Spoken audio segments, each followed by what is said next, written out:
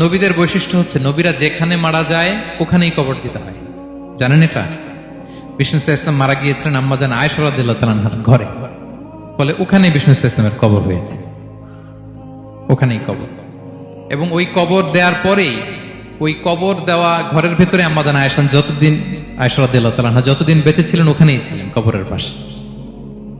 এরপরে বাবা মারা গেলেন আবু বকর, বিষ্ণু ইসলামের পাশে কবর দেয়া হলো, বাবা আর স্বামীর পাশেই থাকলেন।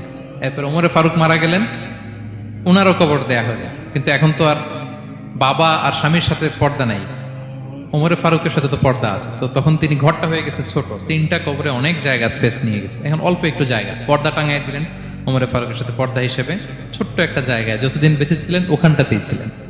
ওমরে ফারুক যখন আমিরুল মুমিনিন খলিফা, তখন ছেলে আব্দুল্লাহকে পাঠিয়েছিলেন যে যাও একটা অনুমতি আগে থেকে নিয়ে রাখো আম্মাজান আয়েশার কাছ থেকে, যেহেতু ঘরটা ওনার, ওনাকে বলে রাখো যে আমি মারা গেলে যেন আমার 2 বন্ধু মুহাম্মদ সাল্লাল্লাহু আলাইহি ওয়াসাল্লাম এবং আবু বকরের পাশে যেন কবর দেয়া হয়। তো আব্দুল্লাহ এসে বলল, আব্বা জান তো এই পয়গাম পাঠিয়েছেন। তো আয়েশা রাদিয়াল্লাহু তাআলা আনহা বললেন, আমার খুব ইচ্ছা ছিল আমি আমার স্বামী এবং বাবার পাশে শোব, কিন্তু আমিরুল মুমিনিন যখন চেয়েছেন এটাকে আমি ফিরিয়ে দিতে পারি না।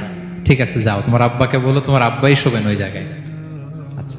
তো ওমরে ফারুক আপনারা জানেন অ্যাসাসিনেশনে ইন্তেকাল করেছেন, আত্মাইর আঘাতে ছুরিকাঘাত করা হয়েছে, কয়েকবার স্টেবিং। এত জখম হয়েছে, দুধ দিলে ওই জায়গাতে দুধ বের হয়ে যায় না, বীজ পানি দিলে বের হয়ে যায়। তো সবাই বলল, আমিরুল মুমিনিন আপনি এবার ওসিয়ত করেন, কে হবে আপনার পরে লিডারশিপ, কে নিবে? মুসলিম উম্মাত অনেক বড় হয়ে গেছে।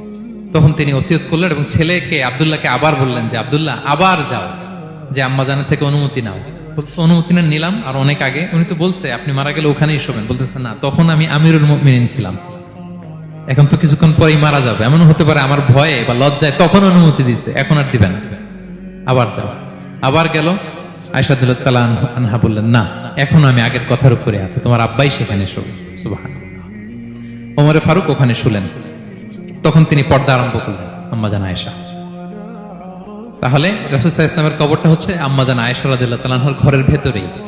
আপনারা মসজিদে নববী যারা ভিজিট করেছেন তারা জানেন যে আপনারা যখন কিবলামুখী হয়ে নামাজ পড়েন, বাম দিকে বিষ্ণু সাল্লাল্লাহু আলাইহি ওয়াসাল্লামের কবর, সেখানে রাসূল সাল্লাল্লাহু আলাইহি ওয়াসাল্লামের পাশে আবু বকর এবং ওমরে ফারুক রাদিয়াল্লাহু তাআলা আনহুমা শুয়ে আছেন।